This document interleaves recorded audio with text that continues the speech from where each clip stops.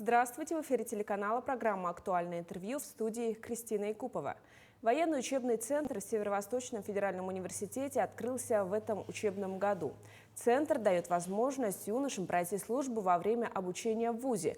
Ребята, обучавшиеся в центре, по окончанию университета получат диплом по своей специальности, призываться в армию не будут, а сразу будут зачислены в запас и получат военный билет.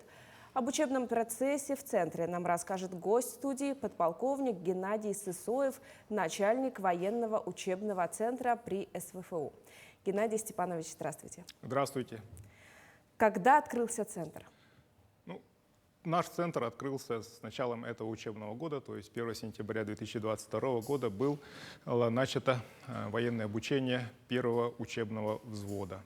А так, военный учебный центр в апреле 2021 года по инициативе руководства университета было поддержано главой республики, и наше обращение было направлено в Министерство обороны. Мы прошли строгий отбор, и в конце 2022 года, в декабре месяце, вышло распоряжение правительства Российской Федерации о создании данного военного учебного центра. Как и когда проходит отбор для обучения в военном учебном центре? Отбор, он у нас правильно называется конкурсный отбор, военный учебный центр. Он строго привязан к призывной кампании. 2 раза в год вместе с призывной кампанией, то есть с апреля по середину июля и осенью с октября по декабрь в университете проходит конкурсный отбор. Он подразумевает прохождение студентами, изъявившими желание пройти обучение в нашем центре, пройти военно-врачебную комиссию в военном комиссариате. Они должны быть годны к военной службе. После этого они проходят сдачу нормативов по физической подготовке у нас в университете, а также проверяется их текущая успеваемость. И на основании этих заключений выходит рейтинг, и по рейтингу данные ребята зачисляются на квотированные места.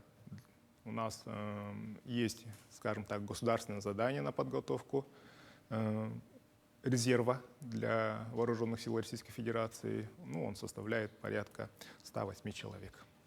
А сколько всего ребят сейчас являются курсантами центра? Вот мы в этом году выполнили наше госзадание, и 108 человек в настоящий момент сейчас проходят обучение по 2 направлениям. А в чем преимущество обучения в таком центре? Это преимущество в том, что они во время обучения по своей основной специальности, по-простому говоря, проходят службу по призыву.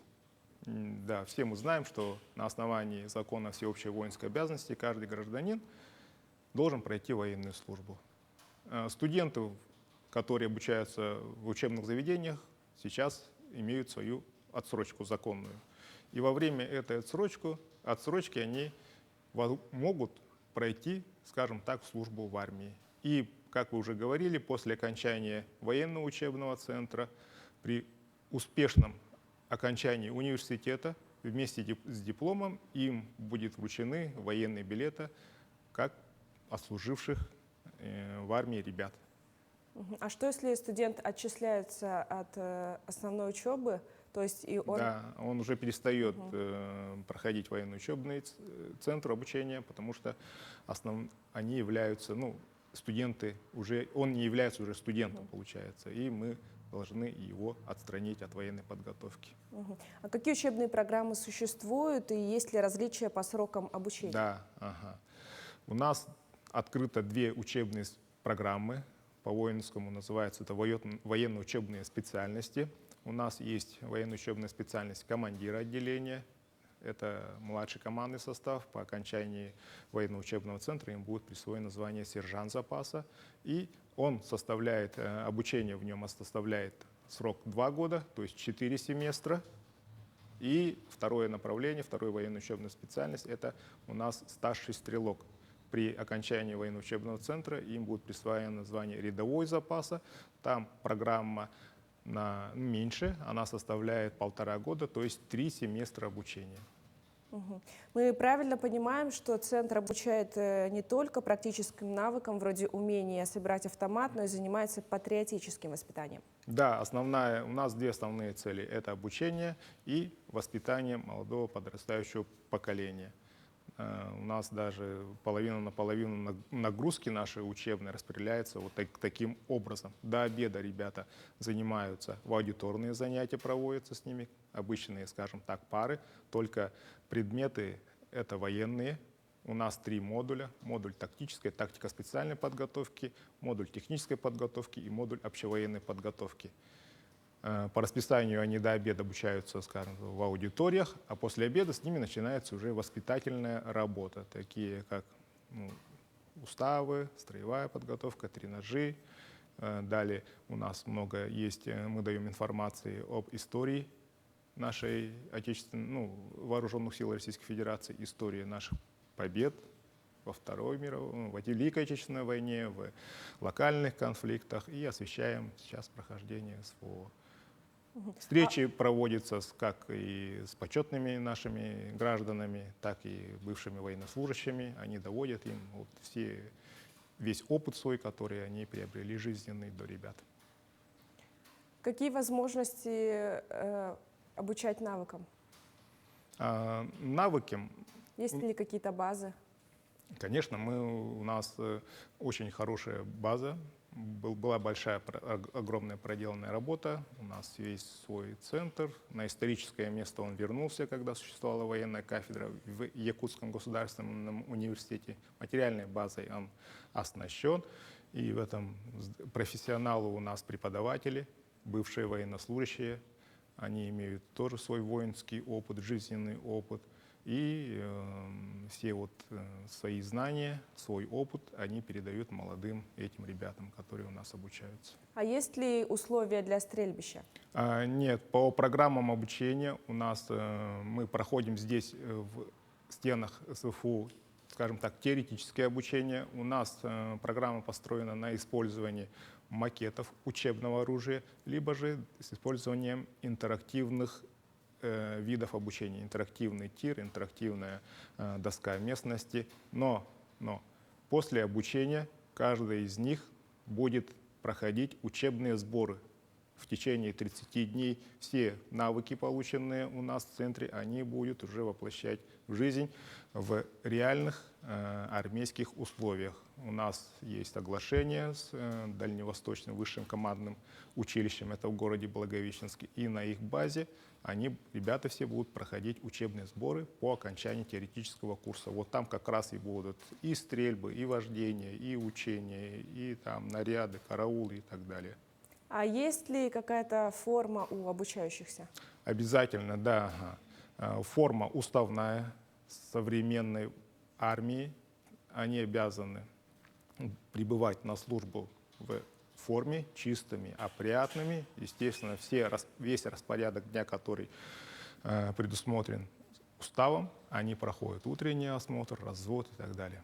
А девушки проходят обучение? К сожалению, данные программы исключают обучение лиц женского пола. А все студенты должны прям обучаться или это добровольно? Это, да, это добровольная основа, естественно. И при этом еще, кроме добровольности, они, как я уже проходят строгий отбор. Основной, да, упор на здоровье, на физическую подготовку. А вот чем должен обладать студент, который хочет попасть в центр? Это его воля, скажем так, целеустремленность, усердие, потому что данный вид обучения налагает на них дополнительную нагрузку.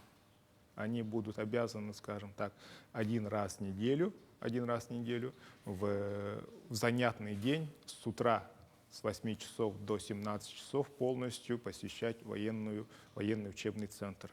Естественно, для них это по основной учебе немножко возникает нагрузка. Но поэтому мы и проводим конкурсный отбор ребят, которые действительно желают, действительно могут это преодолеть. Ну, естественно, за это им получается прерогатива при окончании университета. А расскажите о преподавательском составе центра. Преподавательский состав центра, он полностью сформирован из военнослужащих и военнослужащих запаса. То есть звание не ниже майора запаса, прослужившие не менее 10 лет в воинских частях, в советской, в российской армии и имеющие преподавательские навыки. Они тоже проходят свой конкурсный отбор у нашего заказчика. Наш заказчик — это Главное командование сухопутных войск, и кадровые органы этих сухопутных войск их проверяют на профпригодность. И, соответственно, у нас достойные очень преподаватели, они всецело полностью освоили во время службы все те навыки, которые они дают студентам. Не повлияла ли текущая ситуация в стране с частичной мобилизацией на обучение в военном центре? Никаким образом, потому что студенты данные, наши обучающиеся являются студентами. И согласно указу президента Российской Федерации, они никакой частичной мобилизации не привлекаются. Поймите, мы не воинская часть, они к нам на службу не приходят, они получают образование в рамках программы, которая утверждена Министерством обороны. И частичная мобилизация на нашу деятельность никаким образом не повлияла. А после окончания обучения, как они получают военный билет и диплом, они, то есть, уже могут призываться? Да, преимущество еще в том, что когда они заканчивают обучение, то есть они получают диплом, военный билет запаса, они не призываются и сразу могут трудоустроиться на выбранную по своей профессии работу, либо же получить возможность пройти службу в любых силовых структурах на территории Российской Федерации и, возможно, даже заключить контракт с Министерством обороны, так как у них есть уже базовая военная подготовка. То есть, получается, у них широта выбора профессий, куда себя посвятить после окончания университета, увеличивается. Геннадий Степанович, спасибо, что ответили на наши вопросы. Да, пользуясь случаем, поздравляю всех мужчин с предстоящим праздником Защитника Отечества. Всем желаю здоровья, и успехов в работе и мирного неба над головой. Спасибо. Это была программа «Актуальное интервью». Оставайтесь на нашем телеканале.